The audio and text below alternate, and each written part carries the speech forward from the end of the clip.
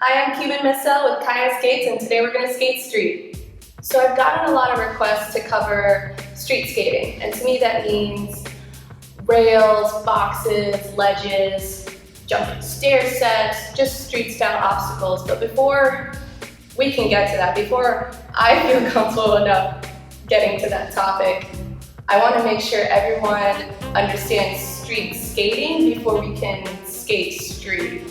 Or vice versa. Street skating, skating street. Now I couldn't think of a better place to film a street skating video than in Italy. I went to Europe for the first time recently and it was seriously amazing. Just such a memorable trip. Whenever we weren't biking around central Italy or gorging on pasta, I was skating the streets of these small towns that we were staying at.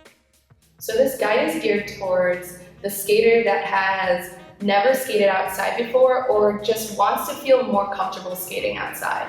So going into street skating, you should already know your basic stops such as plow stop, T-stop, and the turnaround toe stop. Here are the specific skills that you'll need to ace everything in this video.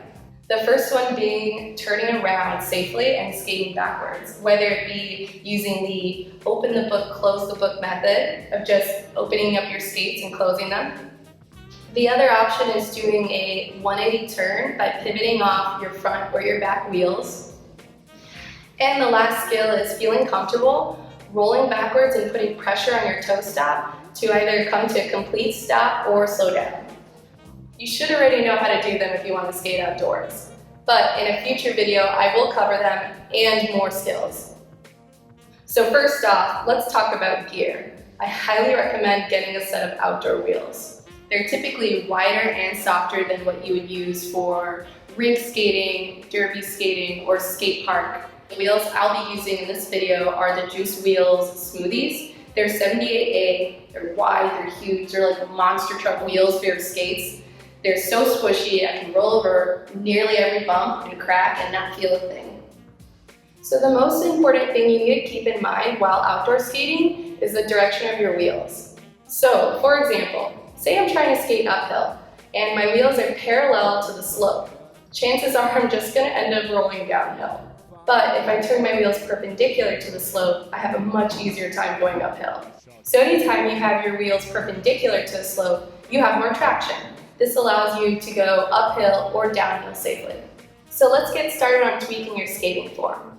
So typically at a roller rink or anywhere where it's always a smooth surface, skaters tend to have their feet directly next to each other like this. There's no fear of tripping over something, most of the time. But for outdoor skating, you don't know what the elements have for you, so I like to stagger my feet.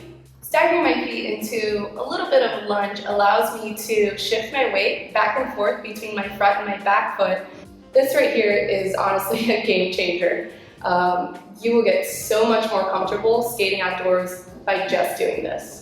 If the roads are bumpy, kind of walking through these steps with your staggered feet really helps a lot. So now that we feel more comfortable rolling over some gnarly bumps, let's go over obstacles that we can't exactly roll over, like curbs and stairs. Now to skate onto a curb, you're going to want to be parallel with it. Start by putting your foot closest to it on it and then walking on your second foot. Once you feel more comfortable with this, try jumping on and off the curb. Or if you feel like you're not ready to step onto a curb while rolling, you can always use your toe stops and walk on. So I have a lot of experience wearing my roller skates on stairs. I guess you can call me a stairmaster. Oh my gosh. My roller derby team has to go up and down a flight of stairs at the stadium where we play. So here are my tips. For going upstairs, I highly recommend using your toe stops if you have them. For the purpose of this video, I pretended like there wasn't a rail there to sort of demo how to do it without a rail. But obviously, if there's a rail, use it. Now, if we're going downstairs, you're going to do things a little differently.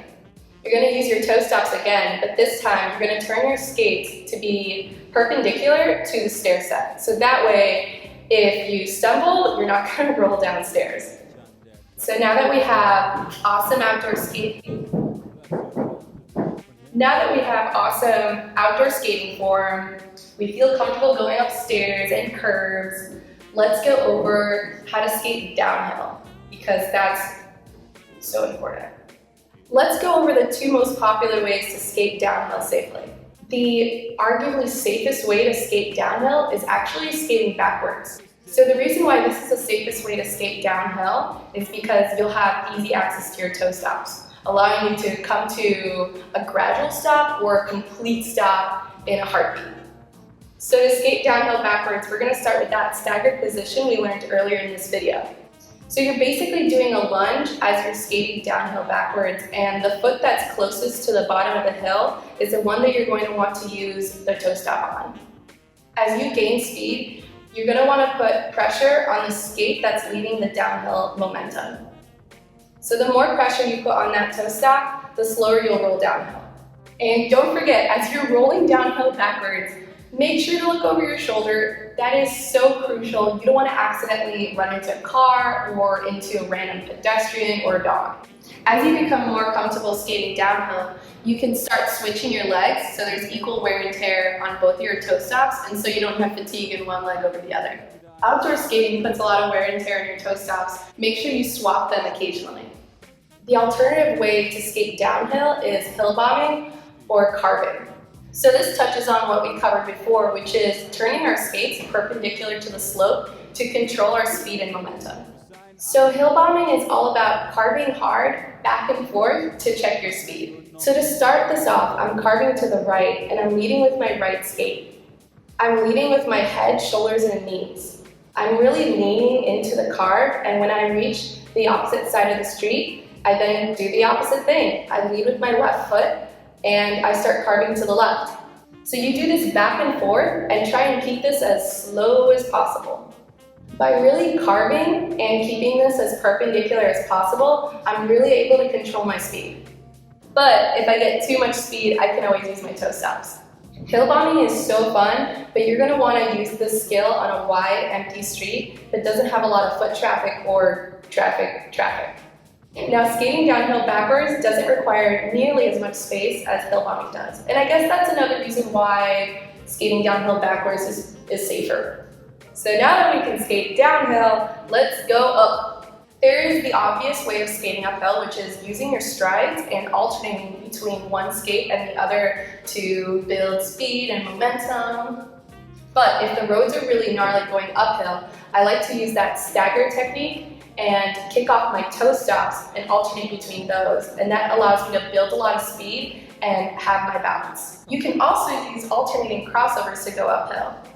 This is sort of like the opposite of hill bombing in the sense of you're carving by doing crossovers to the left, and then you're carving by doing crossovers to the right.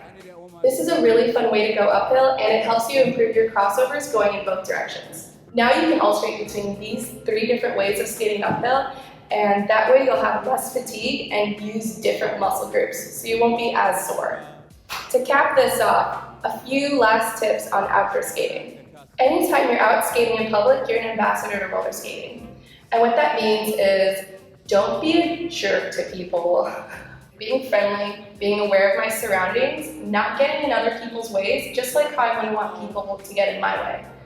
And I think the most important part of being an ambassador to roller skating is whenever someone tells you, hey, nice rollerblades, just respond, thanks, they're actually roller skates. And anytime you're skating in a crowd or between a lot of people, make sure you're heard loud and clear. A great way to plan a street skating route is by using the biking route option on Google Maps for directions. Now this option tends to put you on safer streets that are smoother and most likely have a bike lane for you to skate down. Now I'm sure you're thinking, why would I use a bike lane? I'd rather use a sidewalk. Well, let me tell you, the reason for that is because skating down a sidewalk is really not fun for a long distance. Nothing's worse than rolling over that crack that's down the sidewalk every 6 feet or so. It's just not a fun feeling. So therefore, I like to stick to the street while I'm street skating. But obviously stick to the side of the street. Don't skate down the middle of the lane. Don't do that. So combining all the skills we learned, let's skate the streets of Rome. Here you can see me switching between all the skills we went over in this video. Now the streets of Rome are incredibly bumpy in some parts and very smooth in others. So you don't know what to expect when you turn a corner. Thanks for watching and go enjoy your summer skating outdoors. If you found this video helpful, comment below or tag me or Chaya Skates on Instagram with a video of you skating the street. I am so stoked for future videos where we can cover some really fun street skating skills. Thanks for watching this video. Ciao!